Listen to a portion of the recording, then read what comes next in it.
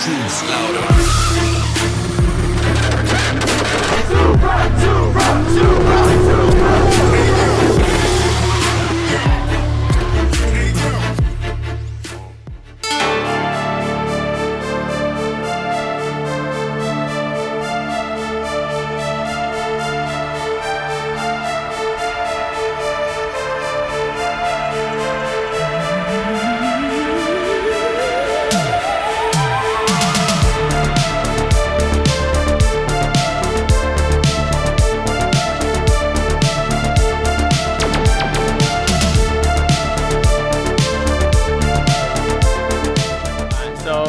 Like I said, everything around here is freaking amazing, and this is one example. So we got Brad right here.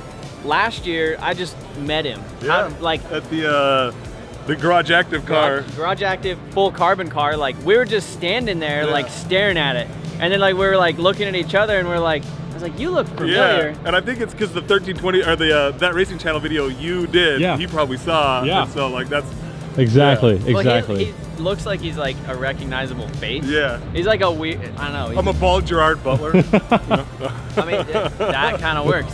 But anyhow, he was just sitting there staring at it, and then like I didn't have my 32 at the time, or you know, I was just like super guy. But there was something about that 32 that I had to like we literally stood there for like an hour. Yeah, at least. And like we were talking about it, looking at it, and then now this is his car. So this is Garage Active wide body, but not carbon. Yeah, the not carbon, which I love the carbon, but this has all the carbon accents without being full carbon. It's just mind-blowing to me. This is honestly insane. Like, yeah, it's got an RB30 stroked with 3.2 with a Nitto 3.2 stroker kit. They welded the this to this, so it's kind of like a Supra where it's attached to keep it together. And I like that. Mechanical fuel pump. This thing turned out so good. I'm kind of pissed at myself because I literally had the perfect car to do this to. Yeah. With my rusty 30. And he sold it like 2 days ago. And I literally just sold it, and now I'm kind of mad at myself because I was looking at this kit and like I was just like, I'll just get the FRP kit and we'll put it on there and make it sick, or I'll just do the full carbon kit. And now the FRP kit looks so good though. I'm so stoked with the paint. Yeah. It really shows off like how good the paint is. Yeah. This thing, looking at it, it's so straight. Yeah. Because try to get fiberglass straight. Yeah. Is insane, and this thing is freaking immaculate. Yeah. It's got a 6875 Gen 2 on it. My man Devin did all this welding. What's going on, guys?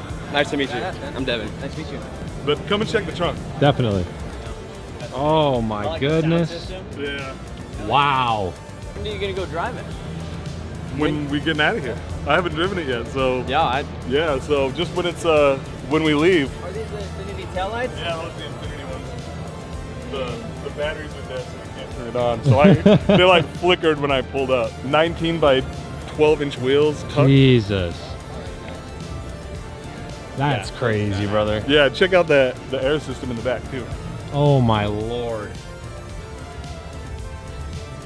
Okay, so we're over here with Brad looking at his GTR again. I still feel like I've came back to this car like 4 times, and we've only been here since yesterday. Yeah. And now looking at it, I'm really upset at myself because I sold the R32, mine. It would have been the perfect car for it. It would have been the perfect car to do all this thing. I was gonna message him last night and be like, hey, do you want to sell that thing back? You know, and go get it and do this. But this thing's super sick. What's your favorite part? That it's done. Yeah. You know?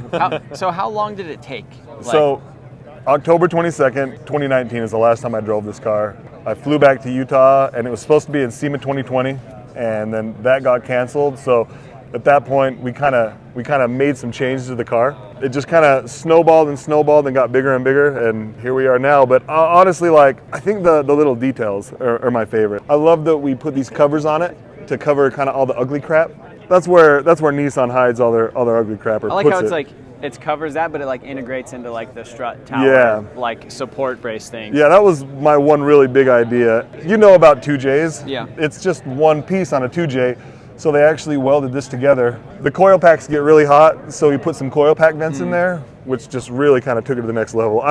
There's so many little things. The manifold is sick. Crazy thing is it has electric power steering and electric AC like hidden up under the front bumper. And I know like you were sending me some pictures, like, and it recently just got done at paint. Yeah, so, like, when did all the fabrication happen with like the piping and the AC and like when did that happen? So that's been done, a lot of it was done February. Really, like, once we found out we were coming with Vibrant, we had to redo a bunch of stuff Yeah. using some titanium, so thank you, Vibrant. But honestly, a lot of the fab work has been done for a year and a half. Okay. But just getting it together, and it was at paint for so long. It was at paint for so long. But luckily, it turned out perfect. Yeah. You know, the shaved bay is great too. That's the thing about paint, is that it's like, you know, it's hard to get a car to turn out this good. Yeah. Without putting just hours and hours Yep. and hours and hours in it. And like, there's a car over there that we were just looking at, and they said they had 3,000 hours. My in goodness. The paint and body on that, which is just absolutely ridiculous. It was expensive, so he spent some time. Yeah, no, I mean, but you could tell. I mean, just looking at it, it presents super well, and I'm sure you said you're going to have the full car PPF'd? Yeah, we're gonna do a full PPF of the car because I do intend to roll race it. I don't want to have to do any paint correction to this. Like, you know, if a rock hits it, or, you know, if you even PPF the windshield, these windshields are getting harder and harder to find, and they're more expensive. So just having that on the windshield will help just in case, you know. So I'm not gonna be so afraid driving it. You know, I like to drive my cars. You do. Yeah. You do. I raced you in my R34 and you were driving my R35. I forgot about that. That was sick. That is pretty cool. Yeah. So the interior. Yeah, Let's see so the interior, we got these awesome carbon door. Look at that. They got the window switches and like a billet thing. Do they sell that, or did No, you they guys, just did that all custom. they just made that? Yeah, Driver Motorsports did when they built the car. It's got a Hollinger 6-speed sequential in it. And if you know sequentials, usually they don't look like a factory, you know, shifter. But the cool thing about the Hollinger is it uses all factory like linkage. So if something breaks, you can just get that. Wow. It's on T-demand air suspension. If you know anything about R32s, it's really hard to get an air kit because something to do with the front struts. They don't like it. So we had to buy this really expensive T-demand air suspension because I wanted it to be able to be this low, because it's menacing looking, right? I don't know what the specs on the wheels are, but they're huge. Are they 19 by 12? Yeah, 19 by 12, but I don't know the offset. Yeah. But they're just milky smooth. And we've got a mechanical fuel pump. There's a lot of extra stuff that's involved with putting a mechanical fuel pump, and we'll have Devin come over and go through it if you want, because it's kind of a process. What is that, like a tip jar? Right there? Yeah, it's for people's credit cards. It's just to pick it up. Okay. But something else is we've got, you know, some really light batteries in there. So he actually has a charge cable, so you can just run it straight in there and just run an extension cord in there. Yeah. So basically, That's nice. yeah, those two batteries will die in like 2 days. Devin, is it possible to turn the taillights on? So it has the infinity taillights in it, which Yeah. is sick.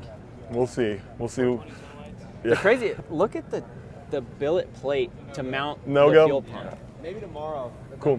Yeah, so they built this custom billet. That's crazy. Yeah. Just to mount that. Yeah. How much luggage do you think you put in here? Probably half a body, but we'd have to cut it up. Yeah. Allegedly. Just a couple pieces, you know, just put a leg back over here. Yeah, and we got the Vibrant 4.5-inch muffler tip there. Wow. That's Yeah. pretty serious. Yeah, no, it's I'm really excited to hear it because I haven't heard it yet. I haven't driven That's this. crazy that you haven't. Yeah, it's. I wish we could fire it up. I think Dude. we could go to one of the other halls and go grab one of those jump packs. The batteries. There's You no know. way we could get to it. Oh, okay. So it's got the factory R32 plastic fuel tank. It's got a factory size. It's like a 300cc series fuel pump. Factory style billet, Frenchie Performance, top hat, dash 6 AM lines feeding the surge tank. So this line is the feed from the tank. This line is the return from the surge tank to the fuel tank. This line is a return from the engine. All these three dash 8s feed the engine. One of the dash 8s goes to this electric 600cc Nuke electric fuel pump. It turns from an 8 to a 10. It goes to a teeth in the back. These two go to a one-way check valve. It goes to the other side of that T. That T then drops down, feeds this filter, and then it's a dash 12 3/4-inch line all the way to the front to the mechanical fuel pump.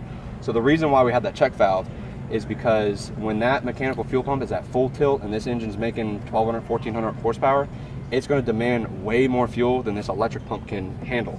So instead of trying to suck through a straw, it's going to open up that one-way check valve and suck straight from the surge tank, giving it all the fuel that it'll ever need. I'm so glad that we're doing this because I've heard him explain that like 9 times. I'm gonna be like, yo, go watch this video. It'll tell you everything. This is actually the first time we've actually gone through that in a video, so I'm actually really stoked it's your channel that we're doing that with. You guys don't know this, but this dude's a super solid guy. Both of these guys are. So, like, thanks for watching his videos. Yeah. Because, you know, Tell them to like it too. Yeah, like it, subscribe, tell your friends, tell your mom, tell your friend's mom, and tell your friend's mom I said, hey. All right, so I think that's pretty much it for SEMA. The nice thing is at 5 o'clock, most of the people, like 95% of the people leave.